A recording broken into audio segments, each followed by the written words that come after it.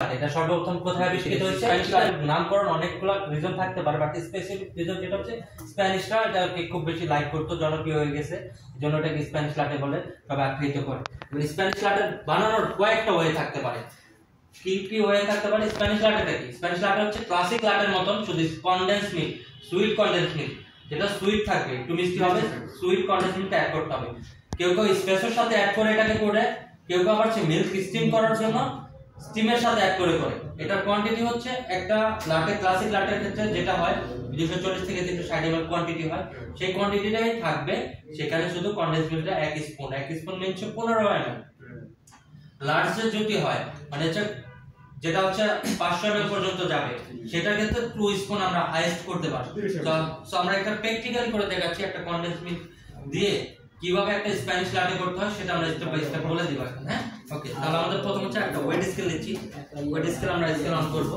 এখন আমরা একটা এসপ্রেসো অ্যাজ ইউজুয়াল যে কোনো একটা এসপ্রেসো নিতে পারি আমরা। হ্যাঁ, আমরা তো সিঙ্গেল শটের জন্য এসপ্রেসো রেডি করব। যেভাবে মুভ করছে আপনাকে ফোকাস করে দিন, আপনাকে নিজে ধরে ক্যাচ করে দিন। আপনি দাঁড়াতে সিঙ্গেল শট সেটআপ করা আছে আমাদের গ্রাইন্ডার হচ্ছে ম্যানুয়াল গ্রাইন্ডার, এর জন্য এটা অটোমেটিক্যালি করবে। আমাদের হচ্ছে 7 থেকে 9 গ্রাম কফি বিনস লাগে সিঙ্গেল শটের জন্য। 7 থেকে 9 গ্রাম কফি বিনস এখানে অটোমেটিক সেট করা আছে। আমরা তো 7.5 গ্রাম নিয়েছি। হ্যাঁ, ডিস্ট্রিবিউটর দিয়ে ডিস্ট্রিবিউট করে নিলাম। ট্যাম্প করব অ্যাজ ইউজুয়াল যেটা করতে হয়। 14 থেকে 18 কেজি। ওয়েটটা কত? 14 থেকে 18 কেজি। ওকে। আমাদের সাইডে কোনো যদি কফি বিনসের গ্রাইন্ড করা থাকে সেটা আমাকে ক্লিন করে নিতে হবে। তারপর হচ্ছে ম্যানুয়াল বাটন থেকে সেটআপ করে আমরা জানি যে এটা কত এমএল পড়বে সিঙ্গেল শটের জন্য। এসপ্রেসো টাইমার কত হবে সবাই বলেন এটা কত হবে? 20 থেকে 30। আমাদের টাইমিং কতর মধ্যে পড়তে হবে? 20 থেকে 30 সেকেন্ড। 20 থেকে 30 সেকেন্ড, 25 সেকেন্ডে পড়তে হবে গোল্ডেন শটের জন্য। আর এই যে একই ফ্লোতে পড়বে, যে ইঁদুরের লেজের মতন চিকন লম্বা হয়ে পড়বে। হ্যাঁ,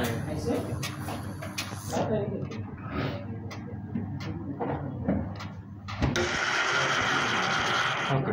এখন আমরা একটা স্পুন নেন, লম্বা স্পুন।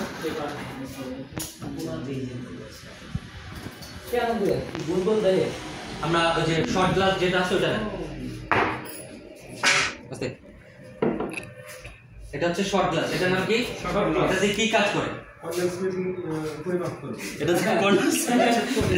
আচ্ছা, ঠিক আছে, উনি রাইট। উনি যেটা বুঝেছে তার অ্যান্সার হচ্ছে এটা দিয়ে আমরা শর্ট গ্লাসের মেজারমেন্টটা নিতে পারি।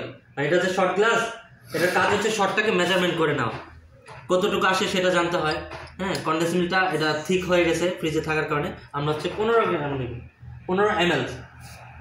দেন হচ্ছে হট স্প্যানিশ হলে হট মিল্কটা স্টিম করে হট করে নিতে হবে, আর যদি কোল্ড হয় সেক্ষেত্রে নরমাল।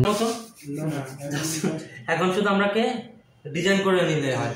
এটা ডিজাইন কেন হচ্ছে? কারণ এটা হট ছিল তাই। কোল্ড কফিতে ডিজাইন না করলেও হয়, দুধ গরম হবে। রাইট।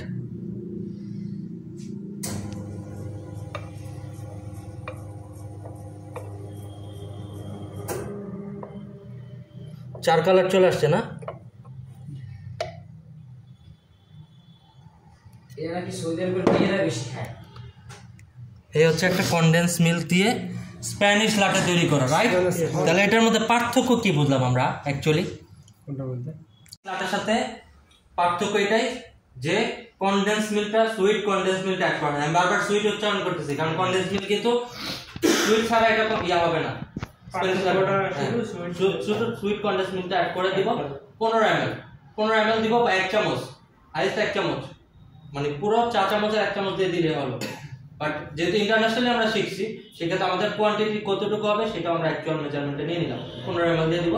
তারপর হচ্ছে বাকি যা ক্লাসিক লাটের জন্য যা লাগে সব সেম করে দিই। এখন আপনারা টেস্ট করে দেখেন যে রেগুলার লাটের থেকে কি চেঞ্জ আছে। কফি ইস্টু হিসেবে আর কি, যে কফি এই দুধ, এটা আমি এটা হচ্ছে চকলেটের পরিমাণ বা সিরাপের পরিমাণ আমরা সবসময় 15 ml করে রাখি, কারণ একটা রেশিও আছে। সেটা হচ্ছে 180 ml এর জন্য 15 ml is better, perfect test.